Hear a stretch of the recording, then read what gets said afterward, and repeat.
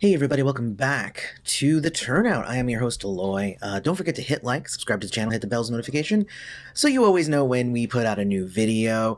We actually have been gone for a little bit, and just to kind of sum a lot of that up, I have been making music. The name of my band is Strays of the World. So if you want to go check out some new music that you haven't heard before, because it just came out, definitely do go check it out. I'll put a link in the description. We also have a YouTube channel. You can go check out the Strays of the World YouTube channel where all of our music is, or you can go buy the album and all the stuff. Anyway, that's what I've been doing. But you know what I've also been doing? I've been watching a lot of TV. I'm thinking that I may do possibly like a video, which is like, I'll just do like the rundown of like 10 shows, because I've been watching so much TV. That's what you do when you're making graphics and trying to release an album and contacting playlists and stuff like that. However, at the same time, one show definitely stands out, and it's one that we've talked about before here, and that is Are You the One? I finally got around to watching season 3 because they threw up, I think, season 3 through like 6 or 8 or whatever, up on Hulu now. So seasons 1 and 2 on Netflix, and now more of them on Hulu, and it's kind of crazy that, you know, obviously I'm 6 years behind on watching this show, and it still seems to amaze me. So I did want to talk about it a little bit because whereas I enjoyed seasons 1 and 2 quite a bit, I feel like season 3 didn't necessarily live up to what I expect out of this show. Let's start there. I think that's a good place to start. Everybody hated each other. So instead of, they didn't bring in the extra girl or the extra guy this time, which I actually thought was a pretty interesting kind of twist for season 2. Instead, they're back to 10 men and 10 women, you know, perfect matches, and they have to do the thing. This season, though, there was a thing where they had to, anytime that they would get a blackout, they would lose $250,000. So if they got 4 blackouts within the 10 episodes, then, you know, bam, you lose automatically because all the money's gone. Luckily, they only did a blackout once. Every other time they got at least one. The problem, though, with this show is that immediately upon coming in, as if they didn't all understand the consequences and what they were there to do and everything, everybody just immediately started fighting with each other. And it became really like just everybody's butting heads, everybody's immediately making connections and then breaking them. Every episode was very chaotic. At least the previous 2 seasons, it seemed like, you know, everything seemed logical. Like they were going in certain directions, they were bonding with certain people, and it made sense. But if they've never watched the show, I guess maybe they could come in with these weird assumptions. But if you've watched either of the other 2 seasons, then you should know that coming in, the idea is not to just attach yourself to somebody and say, that's it, that's what I'm sticking with this because nothing else matters. The whole idea is that you're going to come in and try and find your match. Honestly, basically, I'm gonna put it in a little box right here. This season was way overproduced. You could tell that a lot of the disagreements and arguments and drama that happened in this season was drummed up, and you could tell that there was somebody off screen whispering into these people's ears to be like, man, I heard this person said this about you, because there would just be fights that would just start for no reason. So there's going to be obviously some spoilers because I'm going to talk about it. It's 6 years old. I apologize if I'm ruining it for you. But I came into it knowing that there's going to be a season because it was ruined for me in one of the comments, because in the last video I said I wish that there would be a season where they didn't win, and somebody said, oh, there is.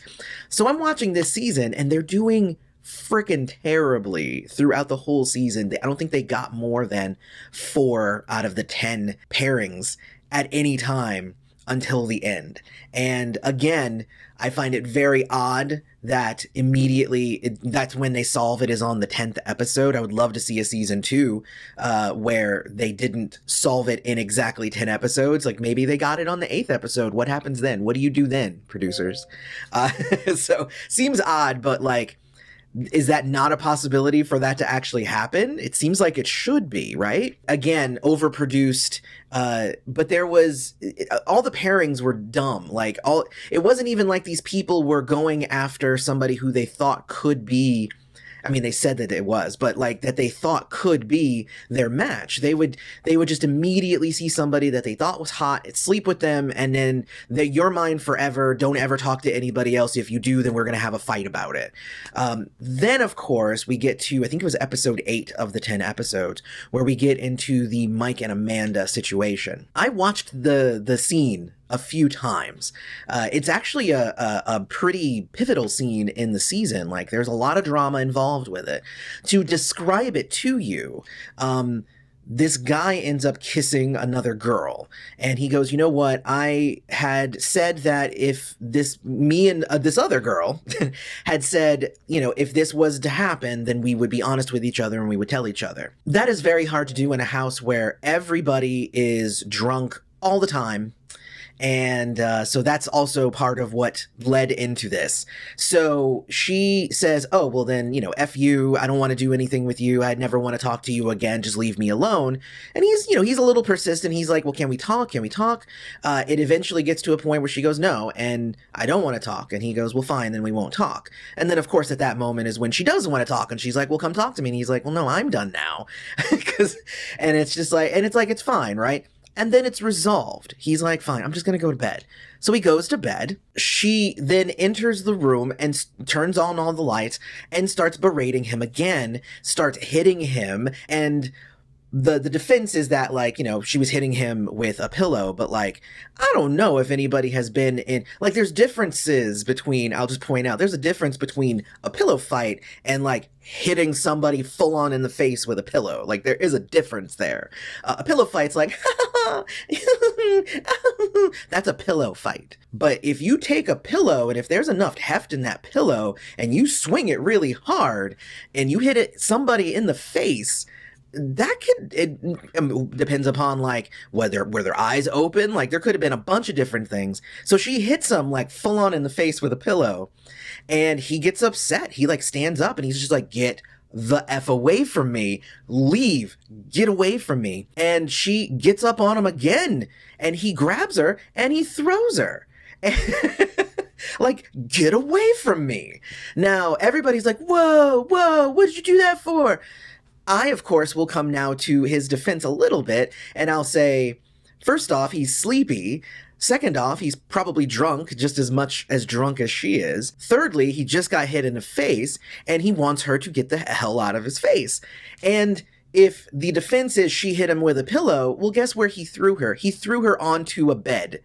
So you can't even get mad at that, because like, if that's just equal, then fine, it's fine. Then everybody just starts piling on him and saying like, oh my God, you should have never put your hands on her. And he's like, you freaking hit me in the face, like with a pillow, man. He threw her on a bed, so who cares? See, I'm looking at it as like, I'm like real about it. I'm just like, this is dumb. There is no drama here. She hit him in the face. He threw her onto a bed to get her off of him. And that should have been the end of it. And it was the end of it, but it put him in a terrible light. And then there was all these discussions about abuse. And I'm like, oh my God, that's not abuse. First off, abuse is habitual. Like, abuse is like over and over again. There might have been a fight, but it only becomes abuse when it's ongoing. First off, that's like a definition of the word. And here's the second part. They go to one of the other guys and they explain it to him. This is one of the black guys. They go to one of the black guys and they're just like, this is what happened. And he's just like, so did anybody get her off of him? Well, no, like we were just watching and stuff. So y'all just watched everything while she was just attacking him, and then he got her off of him, and now it's his fault? And they were just like, yeah, and it's terrible. And he's just like, I don't see it. I don't see it. And I was like, I kind of agree with him. Like, now, again, I don't think anybody should put any hands on anybody. But if you hit me, like, that's at that point self-defense. And it's not even like he hit her back. He grabbed her and said, get away from me. So I think you have to have some sort of objective opinion as to what you should be doing in that situation. She should not have been doing that. He should not have done that. I feel like both parties are in the wrong here. However, the producer said he needed to leave the house and he stayed over someplace else. And then he came back the next day and he's just like, I'm leaving. Now, I was watching it and I remember I was like, I can't believe that they're making him leave. I was so angry about this. I'm like, I watched the scene. The whole situation was bad, but like, I don't think he was more wrong than anybody else. So like, why are they making him leave? Upon watching it a second time, he chose to leave. So it wasn't that he was made to leave. He felt uncomfortable. He didn't like what he did, so he chose to leave.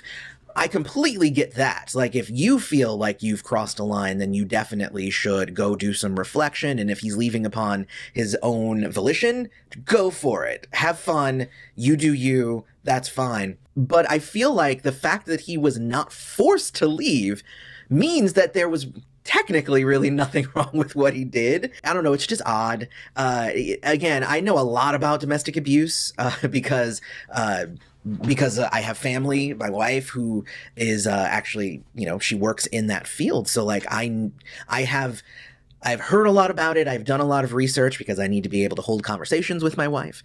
And, and like, I've learned a ton about this sort of thing. And when I watched that exchange, that was not domestic abuse. That was not anything other than two people who were drunk and in a fight, having a fight. And it seemed pretty equal on from my watching. I obviously want to know what you guys think about that, because that seems to be the big issue that was on the show. Because then after that, it's just like he left and everybody's just like, even some of the people were like, I didn't really like what he did, but I don't know, he seemed like he was probably a cool guy. Like they drummed up a lot of drama about something that was really not that huge. Again, if he had like decked her or something, or like slapped her, or like threw her up against a wall, or like choked her, or like any of that stuff, it's different. But he literally was just like, get away from me. I feel like that is an appropriate response to somebody who will not get away from you and is hitting you and is berating you. You grab them and you say, get away. That's just me. But honestly, that was a small part of season 3. It seemed like it cast a whole big thing, but also it seemed very produced and very over dramatified to the point where I was just like, is this season done yet? Like, I hate all of these people. None of them were making good choices. None of them seemed like, I mean, I'll say a couple of them actually did like seem like they were actually pretty cool people. But like the majority of them seemed like just bad people thrown into a situation where they might be able to make some money and yell at each other for our amusement. But I wasn't very amused. So I'm still going to watch season 4. I'm probably going to do one of these for every one of the seasons because I actually quite enjoy talking about this show. I don't know why. This is such a weird like thing that I have with dating shows, and I need to stop it, to be quite honest.